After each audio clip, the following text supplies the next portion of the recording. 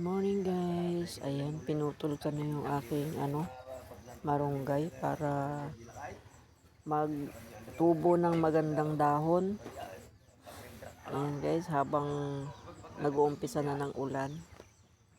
Ayan, maganda yung may malunggay sa bakuran guys para may makukuhanan tayo. Ito yung pinagputulan ko guys. Ayan, itatanim ko rin yan sa sa mga paligid. Ayan, ito pa para maraming hihingiin ng kapitbahay guys. Ako masipag magtanim. Sila masipag humingi. Ayan. Sabi ko nga, dapat magtanim sila ngayon habang tag-ulan. Mabilis tumubo. At nagtanim na rin po ako ng mga ng sitaw. At yung mga talong guys, yan yung nabuhay na talong nung nakaraang taon pa. May na bulaklak at maliliit na bunga na. May nabuhay na ilang puno to, 1, 2, 3, 4, 5, 6 na puno nabuhay.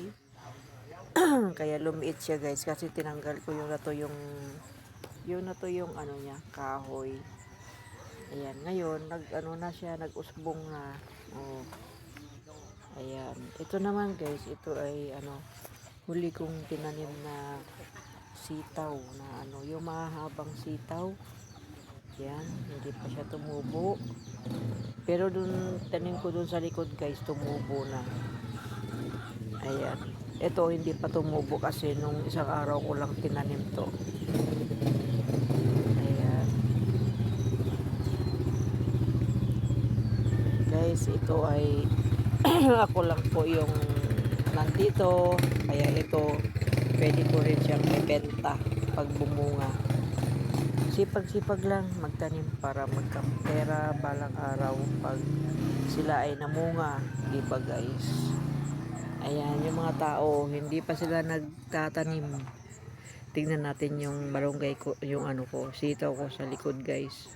Itong papaya naman guys, puputulin ko to, kaya lang may pa, may bunga pa siya. Kailangan palakihin ko yan, sayang naman yan, diba guys?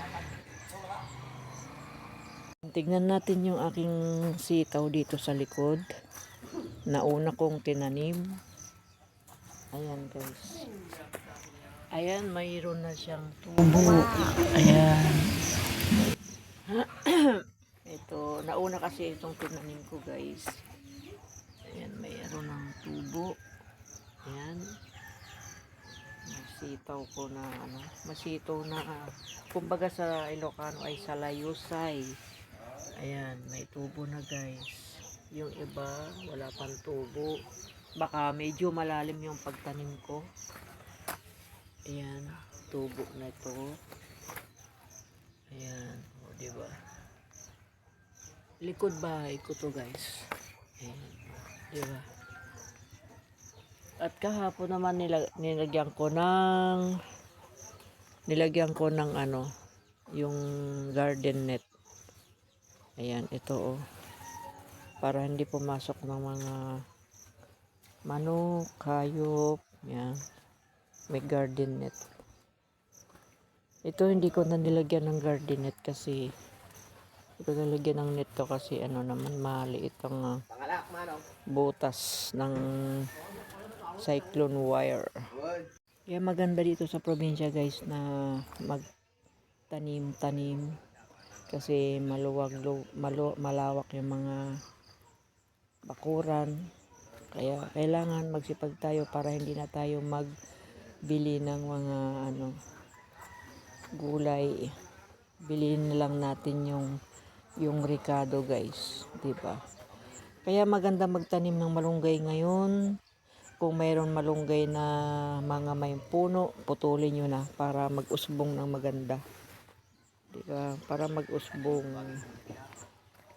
Yun itatanim ko pa yan guys. Okay, thank you for watching guys. God bless. Ingat ng lahat.